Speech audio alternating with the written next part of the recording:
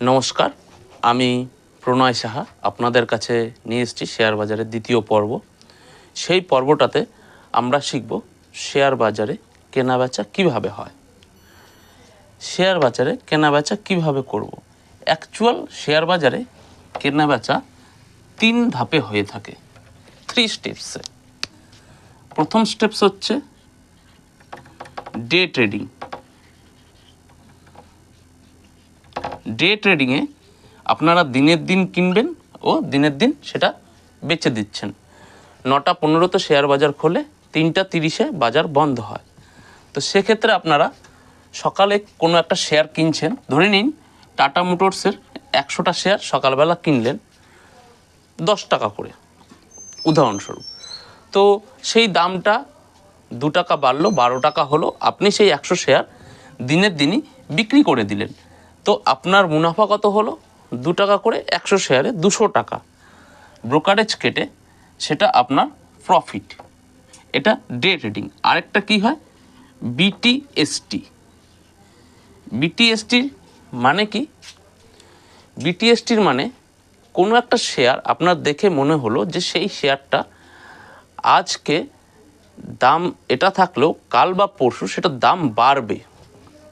তো সেক্ষেত্রে বিটিএসটির full form buy today sell tomorrow. সেক্ষেত্রে আমরা আজকে বাই করব এবং শেয়ারটাকে হোল্ডে রেখে দেব। পরের দিন শেয়ারটার যখন দাম বাড়বে তখন সেই শেয়ারটা বিক্রি করে দেব। এটা বিটিএসটি। আর 3 নম্বর লং ট্রেড বা ডেলিভারিতে। যারা ইনভেস্টমেন্ট করতে চান এবং লং টার্মে একটা ভালো প্রফিট নিতে চান তাদের ক্ষেত্রে তারা ডেলিভারিতে নিতে পারেন। সেক্ষেত্রে ধরে নিন আপনি যে কোনো শেয়ার, টাটা মোটরস হোক, টিসিএস হোক, উইপ্রো হোক, রিলায়েন্স হোক, এমআরএফ হোক, যে কোনো শেয়ার আপনি কিনছেন, কী ভিত্তিতে কিনছেন? না, আগামীতে এই স্টকটার দাম বাড়বে। সেক্ষেত্রে আপনি এটা লং টার্ম হোল্ড করতে পারবেন। লং টার্ম হোল্ড করতে পারবেন এবং এই ক্ষেত্রে প্রফিটের পার্সেন্টেজও অনেক ক্ষেত্রে বেশি হয়। তবে এর সাথে আরেকটা কথা আছে, শেয়ার বাজারে শেয়ার কিনলাম, সেই দামটা শুধু যে বাড়বেই এমন তো কোনো কথা নেই, সেই দামটা কমতেও পারে। তো সেই ক্ষেত্রে প্রত্যেকটা জায়গায় আপনি প্রত্যেকটা কেনা বেচাতে আপনি স্টপ লস ফিক্সড করতে পারেন। স্টপ লস মিন্স আপনার লসটাকে স্টপ করা। ধরে নিন আপনি আজ শেয়ার কিনছেন টাটা মোটরসের 100টা, 10 টাকা করে, কথার কথা ধরে নিচ্ছি 10 টাকা করে 100টা শেয়ার কিনলেন, তাহলে আপনার লাগলো কত? 1000 টাকা।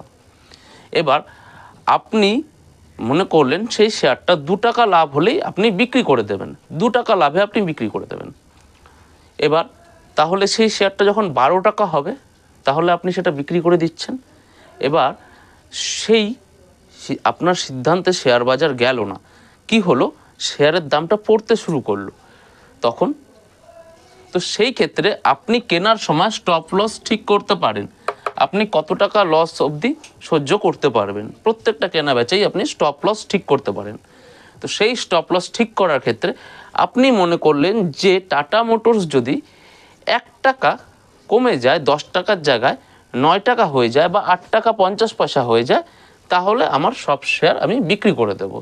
সেক্ষেত্রে আপনার 1 টাকা অথবা 1.5 টাকা করে প্রত্যেক শেয়ারে লস হলো, কিন্তু আপনার পুরো অ্যামাউন্টটা কিন্তু লস হলো না। তো সেক্ষেত্রে আপনার সেই স্টপ লস ট্রিগার হয়ে যাবে।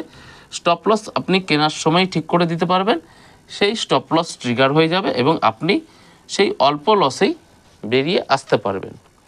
এটা হচ্ছে শেয়ার বাজারে কেনাকাটার কৌশল এবং পদ্ধতি। এছাড়াও ডেলিভারিতে যারা শেয়ার নিচ্ছেন, অনেক ব্রোকিং কোম্পানি ডেলিভারিতে শেয়ার নেওয়ার সময় ব্রোকিং চার্জ নেয় না। ব্রোকিং চার্জটা কি? আসলে আমরা যেই সমস্ত অ্যাপের মাধ্যমে শেয়ার কেনাবেচা করব তারা একটা পার্সেন্টেজ চার্জ করবে, সেটাকে ব্রোকিং চার্জ বলা হয়।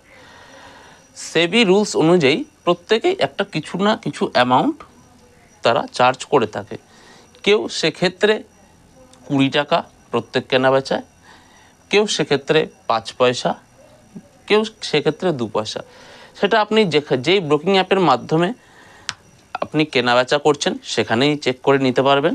এবং এছাড়া আপনি অবশ্যই চেক করবেন আপনি যে ডিম্যাট অ্যাকাউন্টটা খুলেছেন সেটা সেবি রেজিস্টার্ড নাকি, আপনার ডিম্যাট অ্যাকাউন্ট হোল্ডারটা সেবি রেজিস্টার্ড নাকি, অবশ্যই এটা চেক করবেন।